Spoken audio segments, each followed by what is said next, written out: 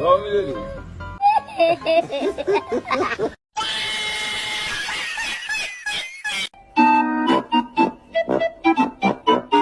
Imagination. Nice.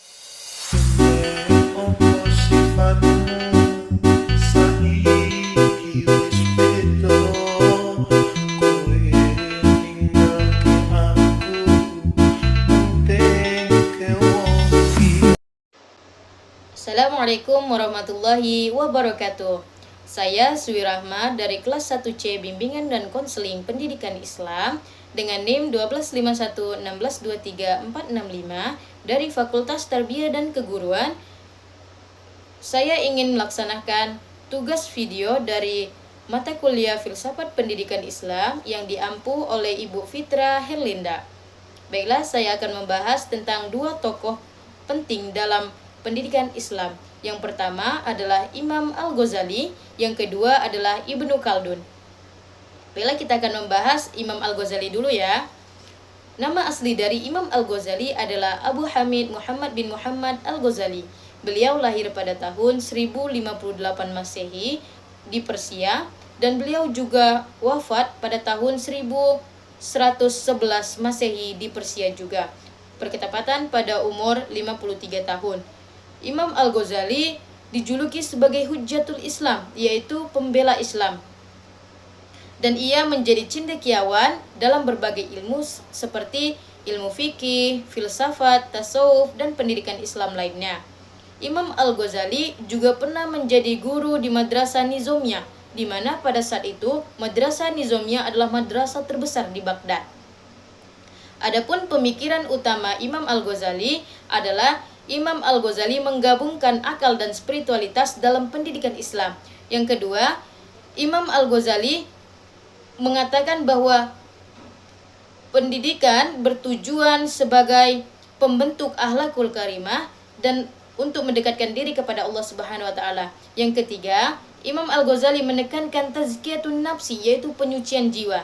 Yang keempat, Imam Al-Ghazali menolak filsafat ekstrim, akan tetapi menerima logika sebagai alat berpikir. Apa sih contoh filsafat ekstrim? Contoh filsafat ekstrim itu para filsuf beranggapan bahwa dunia terjadi dengan sendirinya dan dunia ini akan kekal abadi.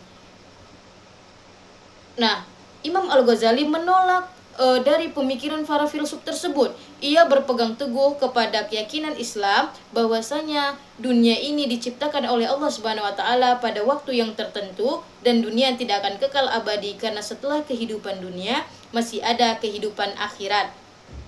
Yang kedua, para filsuf beranggapan bahwa kelak yang dibangkitkan hanyalah ruh ataupun jiwa, tidak dengan jasmani ataupun fisiknya. Nah, Imam Al-Ghazali menekankan bahwa kelak di akhirat tidak hanya ruh ataupun jiwa yang akan dibangkitkan, akan tetapi fisik dan jasmani juga dibangkitkan dari alam kubur pada saat hari kiamat kelak.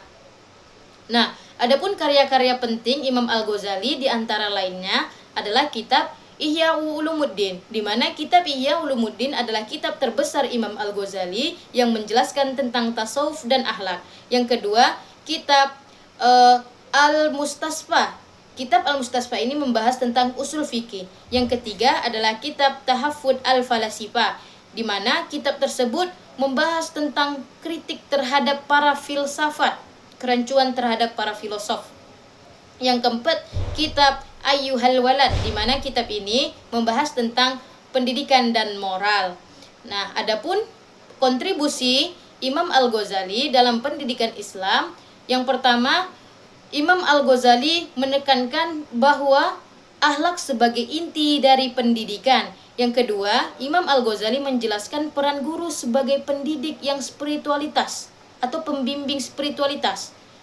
Yang dikatakan dengan pembimbing spiritualitas adalah pendidik tidak hanya membimbing ataupun mengajarkan secara materi akademik saja, akan tetapi pendidik juga harus membimbing dan mendampingi para peserta didik dalam berproses membentuk akhlak, sikap, dan nilai-nilai dalam kehidupan sehari-hari yang berlandaskan agama. Pendidik ataupun guru itu sebagai contoh ataupun sebagai inspirasi nyata bagi peserta didik dalam berperilaku dan bersikap baik. Intinya, spiritualitas pendidik akan mencerminkan spiritualitas peserta didik. Yang ketiga yaitu Imam Al-Ghazali menekankan pentingnya ilmu yang bermanfaat, bukan hanya sekedar hafalan. Baiklah, adapun tokoh kedua yang sangat berpengaruh dalam pendidikan Islam yaitu Ibnu Khaldun. Nama asli dari Ibnu Khaldun adalah Abu Zaid Abdurrahman Ibnu Khaldun Al-Hadrami.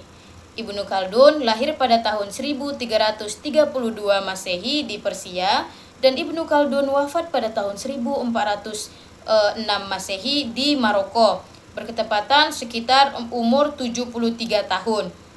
Nah, Ibnu Khaldun terkenal sebagai seorang negarawan, diplomat, sejarawan, sosiolog, dan ekonom terkemuka dari Tunisia yang dijuluki sebagai Bapak Sosiologi dan Bapak Historiografi dari Persia. Terkenal karena mahakaryanya yaitu Muqaddimah yang mengemukakan teori siklus peradaban konsep asabiyah atau solidaritas kelompok.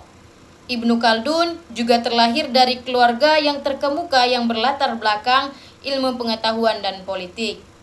Ibnu Khaldun sejak usia dini sudah menghafal Al-Quran dan menguasai berbagai bidang ilmu seperti ilmu fikih, ilmu tafsir, sastra Arab, hadis, fikih, dan matematika.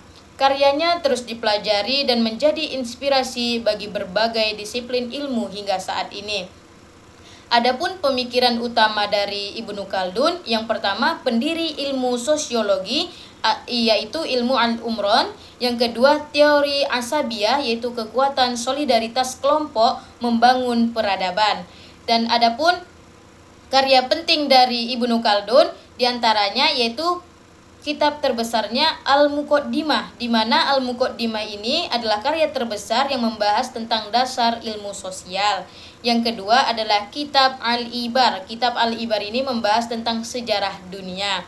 Nah, adapun kontribusi Ibnu Khaldun dalam pendidikan Islam yaitu bertahap sesuai kemampuan peserta didik, tidak memberatkan, dan memperkenalkan analisis ilmiah dalam sejarah dan sosial yang menjadi metode pendidikan modern dan menjadi rujukan dalam pendidikan Islam untuk memahami masyarakat dan perkembangan peradaban.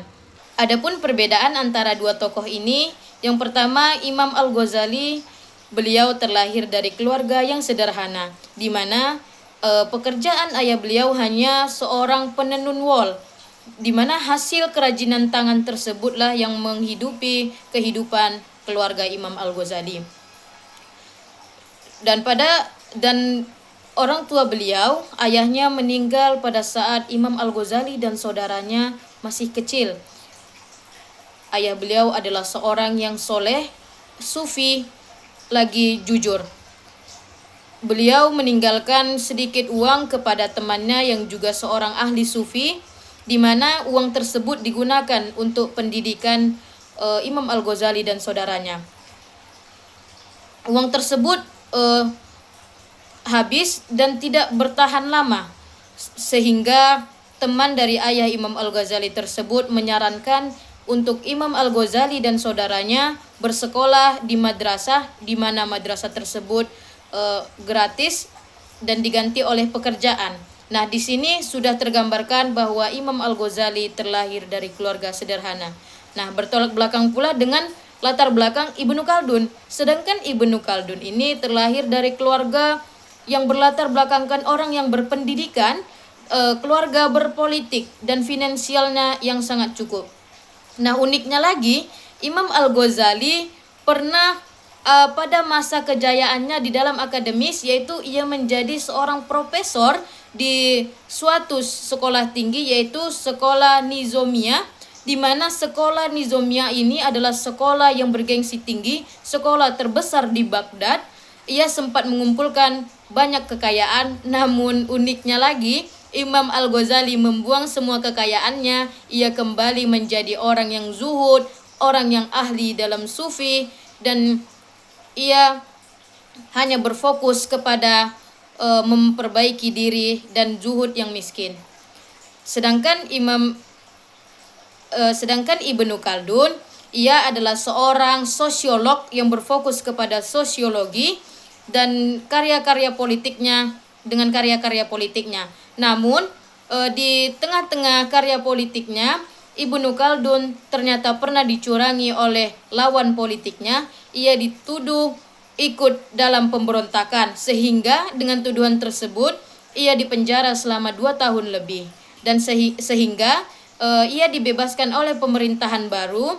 Dan ketika ia keluar dari penjara, disitulah ia mulai membuat karyanya tentang, yaitu karya Al-Muqaddimah, di mana karya tersebut adalah karya terbesar dan sangat terkenal, karya Ibnu Khaldun. Inilah dua perbedaan antara dua imam tersebut. Mungkin cukup sampai sekian yang dapat saya sampaikan. Kurang dan lebihnya saya mohon maaf. Billahi taufiq wal hidayah. Wassalamualaikum warahmatullahi wabarakatuh.